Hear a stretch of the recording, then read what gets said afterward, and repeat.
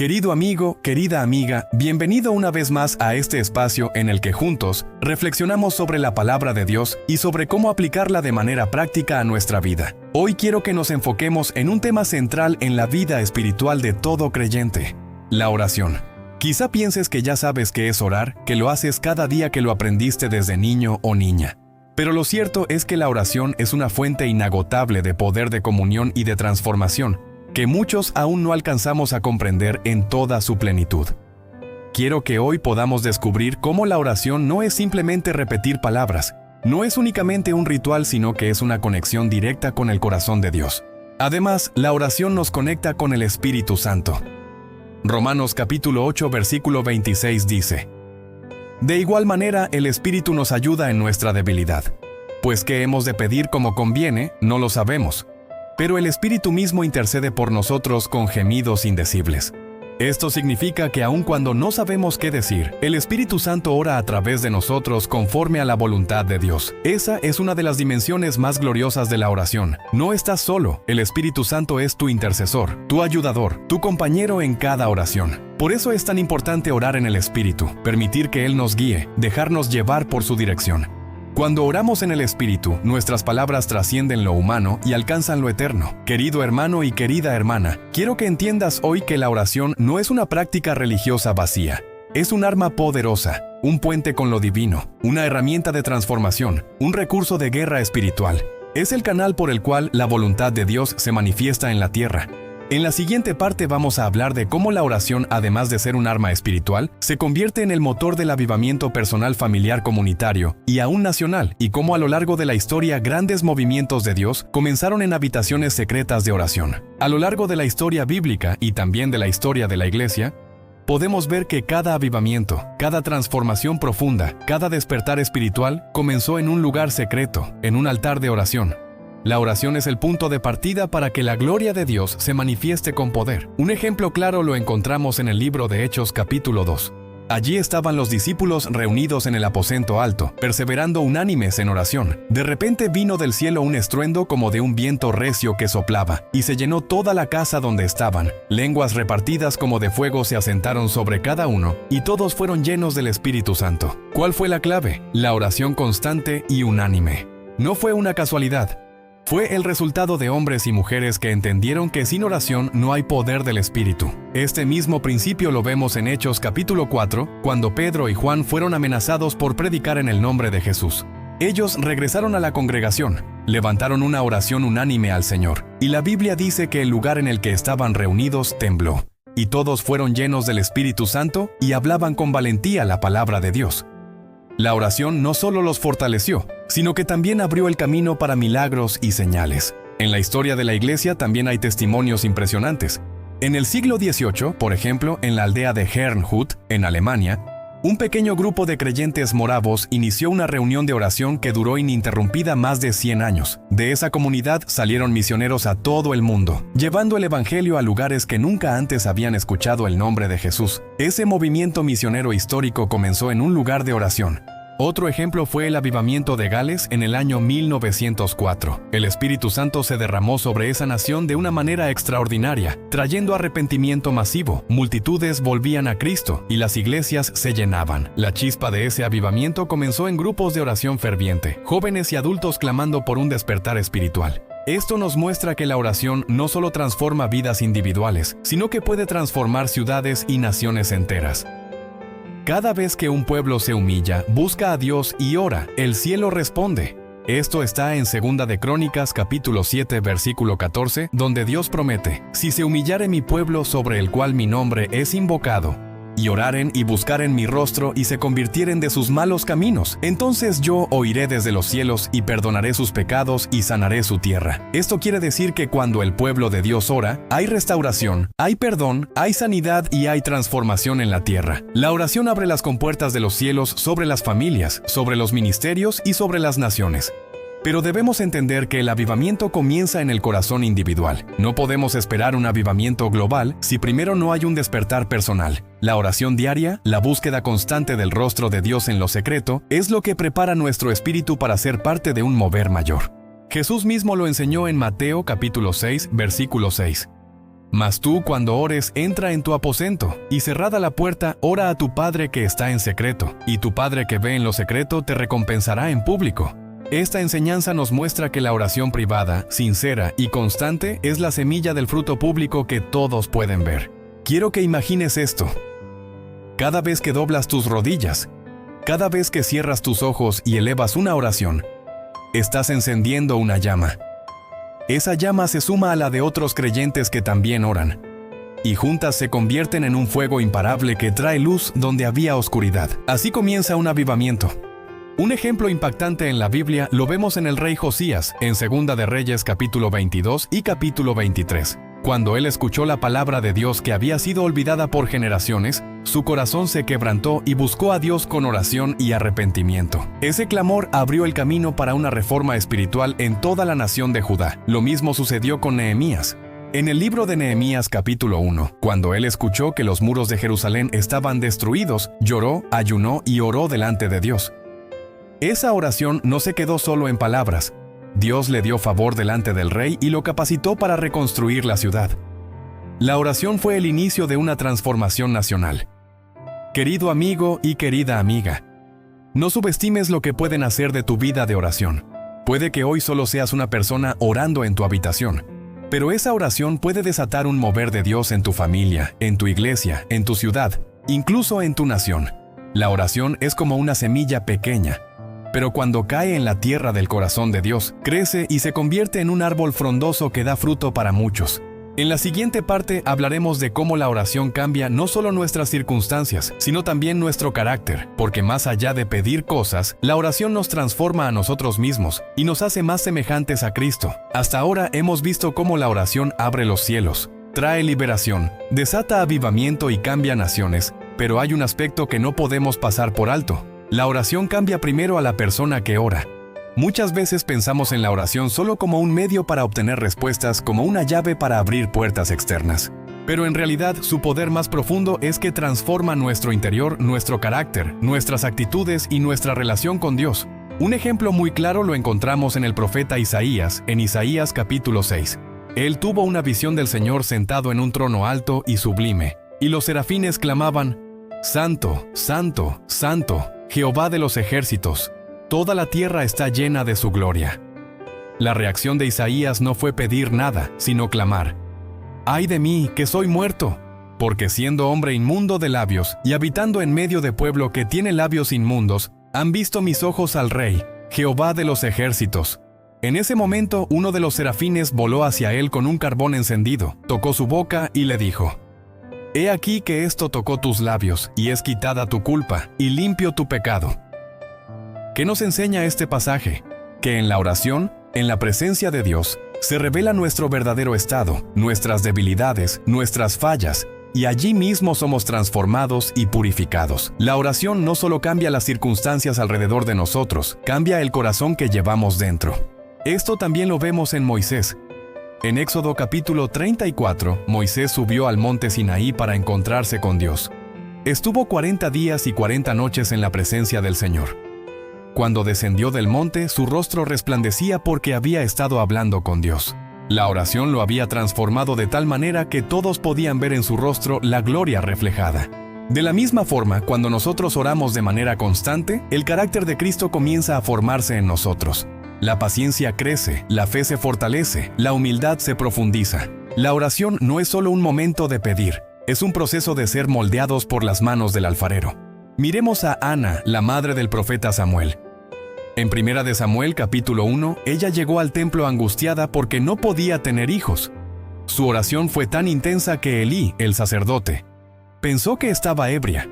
Pero lo que realmente estaba sucediendo era un desahogo profundo delante de Dios.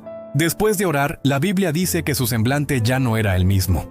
Todavía no estaba embarazada, pero su rostro había cambiado, porque la oración transformó primero su corazón antes de transformar sus circunstancias. La oración es un taller divino donde Dios lima nuestro orgullo, fortalece nuestra fe y renueva nuestras fuerzas. Por eso Jesús decía en Lucas capítulo 21, versículo 36, «Velad pues en todo tiempo orando, para que seáis tenidos por dignos de escapar de todas estas cosas que vendrán y de estar en pie delante del Hijo del Hombre». La oración nos prepara, nos capacita, nos hace firmes para enfrentar los tiempos difíciles. Pedro es otro ejemplo. Antes de la crucifixión en Mateo capítulo 26, Jesús le advirtió: Simón, Simón, Satanás os ha pedido para zarandearos como a trigo, pero yo he rogado por ti que tu fe no falte.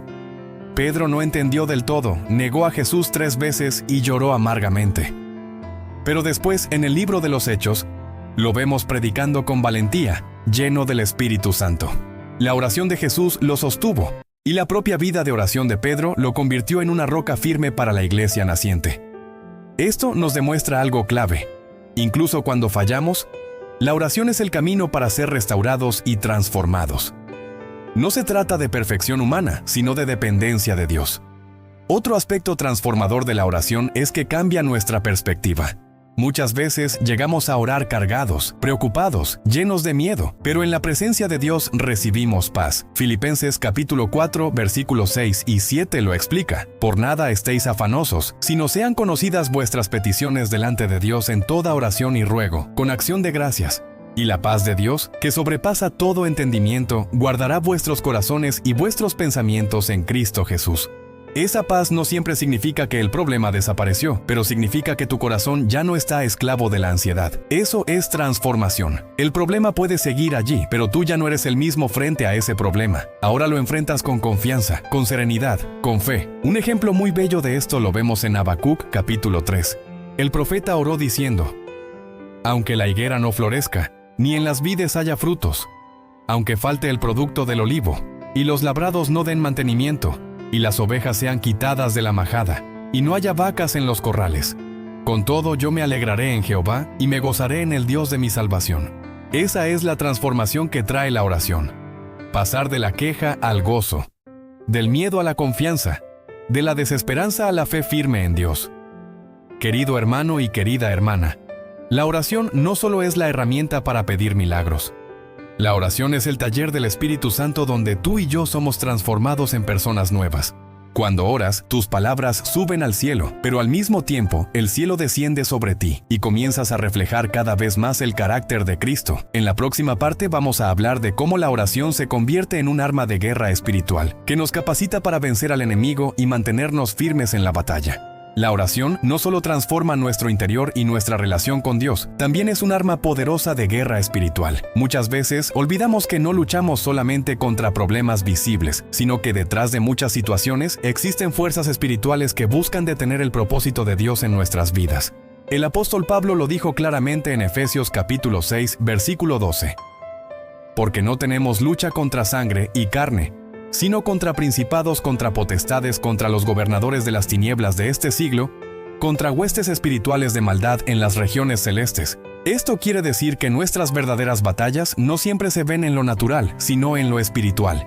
Y es en la oración donde esas batallas se ganan. Un ejemplo muy poderoso lo encontramos en el libro de Daniel capítulo 10. Daniel había estado orando y ayunando durante 21 días, buscando entendimiento de parte de Dios. Finalmente un ángel se le apareció y le dijo: Desde el primer día que dispusiste tu corazón a entender y a humillarte en la presencia de tu Dios, fueron oídas tus palabras, y a causa de tus palabras yo he venido, mas el príncipe del reino de Persia se me opuso durante 21 días. Este pasaje nos muestra que cuando oramos, nuestras palabras son escuchadas en el cielo desde el primer día, pero también que hay oposición espiritual que busca impedir la respuesta.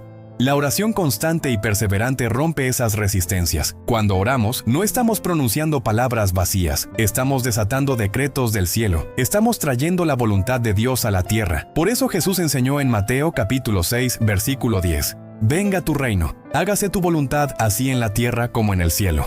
La oración es traer el gobierno de Dios a nuestras circunstancias. Donde hay caos, la oración establece orden. Donde hay tinieblas, la oración trae luz. Donde hay ataduras, la oración trae libertad. Veamos otro ejemplo en Hechos capítulo 16. Pablo y Silas fueron azotados y encarcelados injustamente. Los pusieron en el calabozo más profundo y les aseguraron con cepos los pies. Humanamente no había salida. Pero la Biblia dice que a medianoche, Pablo y Silas oraban y cantaban himnos a Dios, y los presos los oían. Entonces sobrevino de repente un gran terremoto que sacudió los cimientos de la cárcel, y al instante se abrieron todas las puertas y las cadenas de todos se soltaron. Aquí podemos ver que la oración no solo liberó a Pablo y a Silas, también rompió cadenas de todos los que estaban alrededor. Cuando oramos con fe en medio de la adversidad, no solo nos beneficiamos nosotros, también otros reciben libertad. La oración es expansiva, sus efectos alcanzan a los que nos rodean. Ahora pensemos en Josafat, rey de Judá.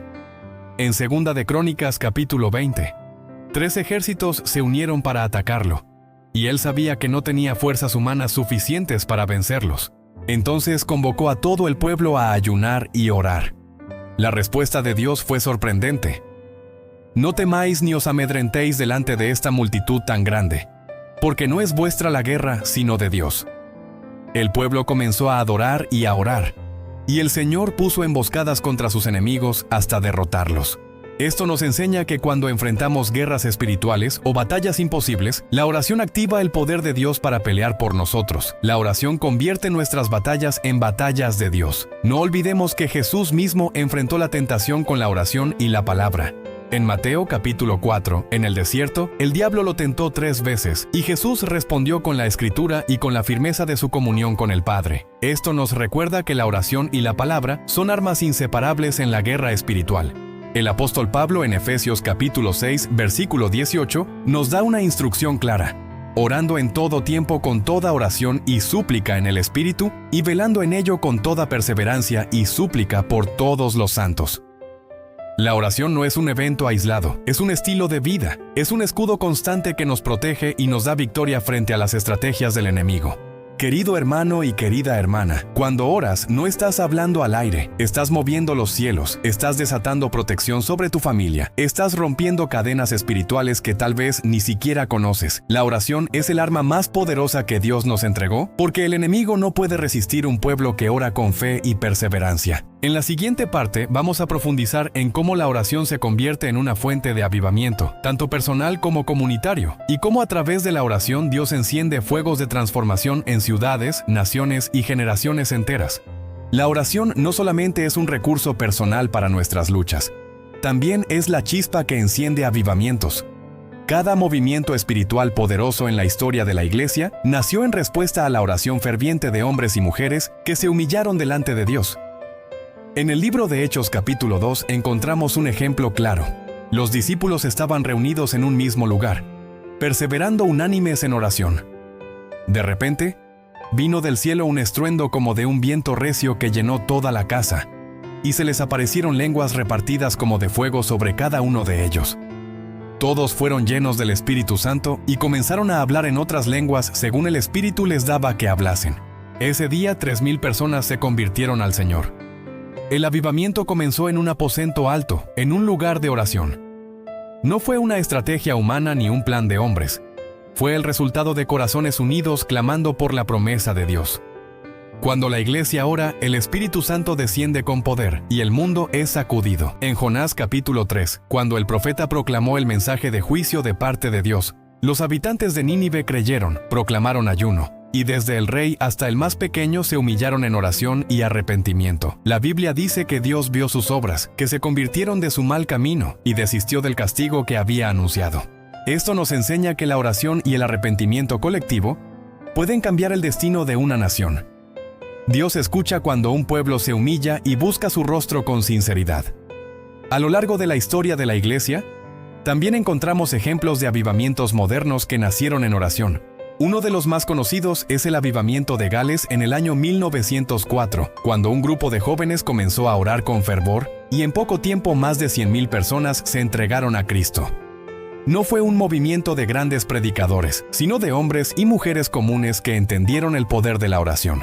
Otro caso es el avivamiento de la calle Azusa en Los Ángeles en 1906. Un pequeño grupo de creyentes se reunía en oración en una casa sencilla. El Espíritu Santo descendió con poder, y ese movimiento dio origen a la expansión mundial del pentecostalismo. Todo comenzó con oración.